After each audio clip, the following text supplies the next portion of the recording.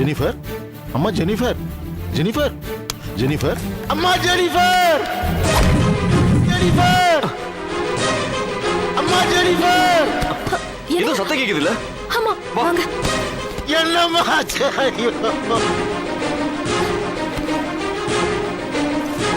நான் திட்டேன், நீ வருஷத்தை குடிச்சிட்டேன். ஐயோ ஐயோ, இப்படி தெரிஞ்சிருந்தாலும் அவளை திட்டிருக்கவே மாட்டேனம்மா.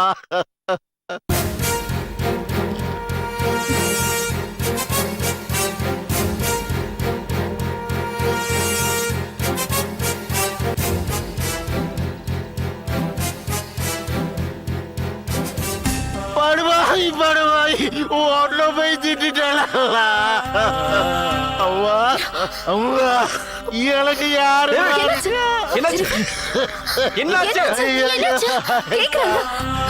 ஜெனிஃபர் வருஷத்தை கொடுத்து தற்கொலை பண்ணிட்டாயா? என்ன விட்டுட்டு போயிட்டா. நான் யாருக்கு எல்லாம் துரோகம் பண்ணல, நான் யாருக்கு எல்லாம் துரோகம் பண்ணல. ஐயோ. Hello, police station.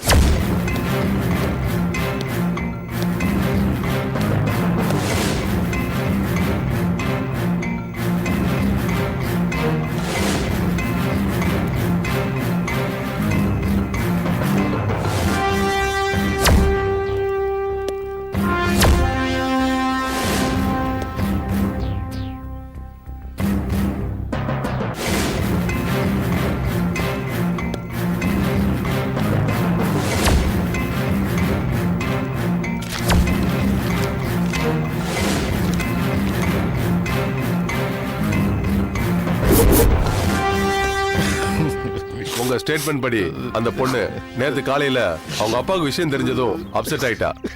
அப்படி அப்செட் ஆன பொண்ண விரத்தில உடைஞ்சு போயிருக்கிற பொண்ண வீட்டுல இப்படி தனியா விட்டு போலாமா? சாரி இன்ஸ்பெக்டர், இதுல என்னோட தப்பு இருக்கு.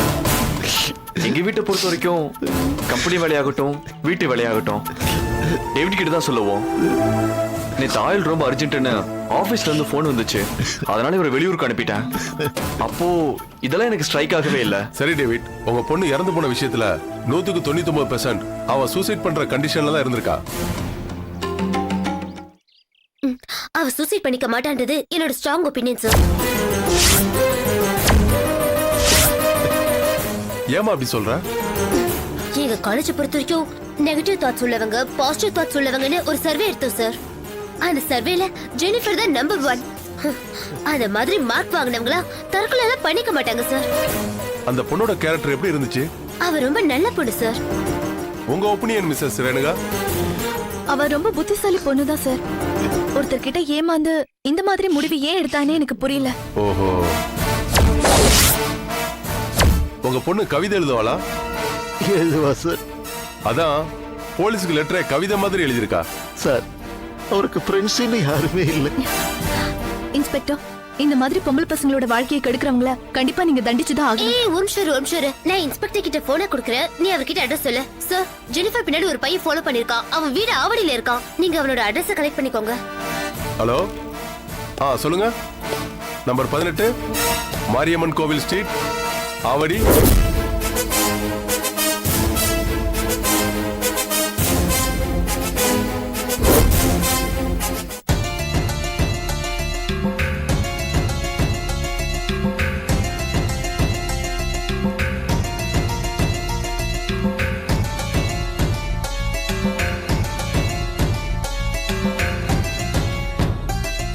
நீங்க கண்டிப்பா தப்பிக்க முடியாது Mrs Janu.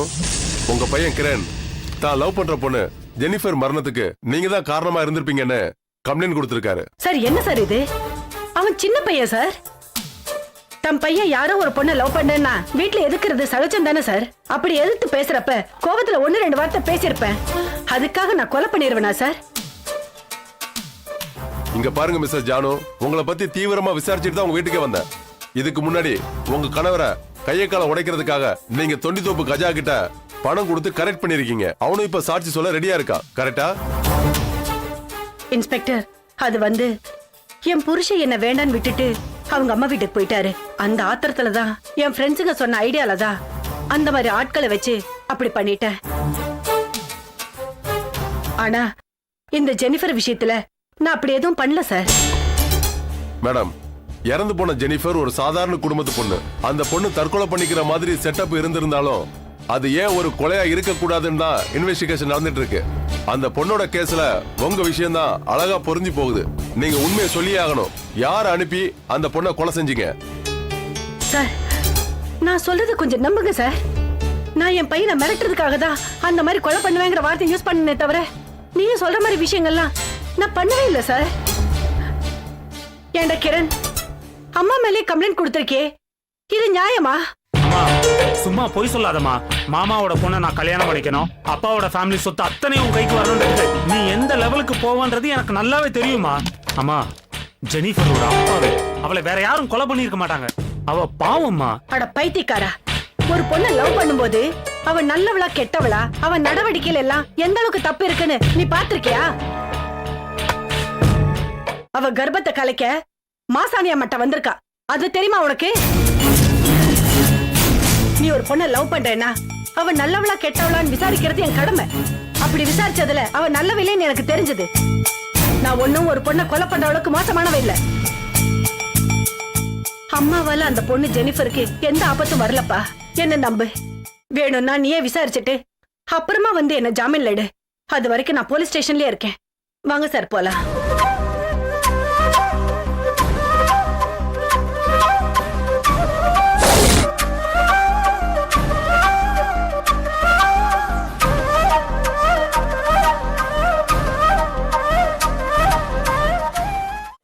Why this Kolaveri Kolaveri கொலவரிடி.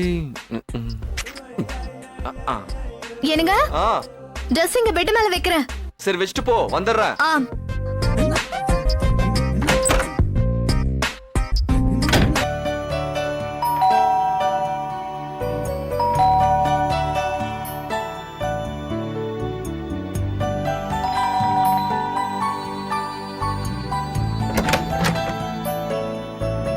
Hi Vinod. Hello. வா. ஆ. எப்படி இருக்க? நல்லா இருக்கேன். உள்ள வா. உட்காரு. எங்க அவரு? வீட்ல இருக்காரா? இருக்காரு, குளிச்சிட்டு இருக்காரு. இப்ப வந்துருவாரு, உட்காரு. அப்புறம் உன்னை பார்த்து ரொம்ப நாள் ஆச்சு, திடீர்னு இந்த பக்கம்? பக்கத்துல ஒரு பேஷண்ட பார்க்கலான்னு வந்தேன். சரி, உன்னையும் பார்த்து ரொம்ப நாள் ஆச்சே, அதான் பார்த்துட்டு போலான்னு வந்தேன். ஹாய் வினோத். ஆ எப்படி இருக்கீங்க? நான் நல்லா இருக்கேன். அப்புறம் ஷேட் ரொம்ப பிரமாதமா இருக்கு. எங்கடா எடுத்த? ஊர் முனையில கடை இருக்குல்ல, அங்க எடுத்ததுதான். ரேணுகா தான் செலக்ஷன் பண்ணி கொடுத்தா. நினைச்சேன் என்ன தவிர வேற யாருக்கு செலக்ஷன் பண்ணாலும்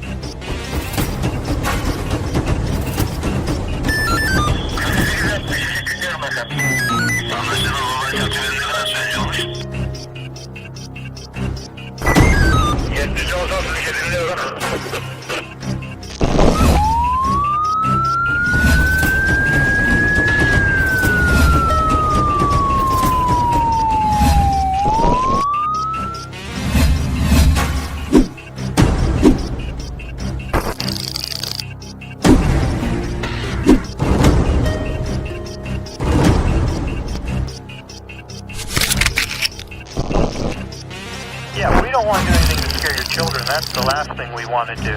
We don't want to scare anybody.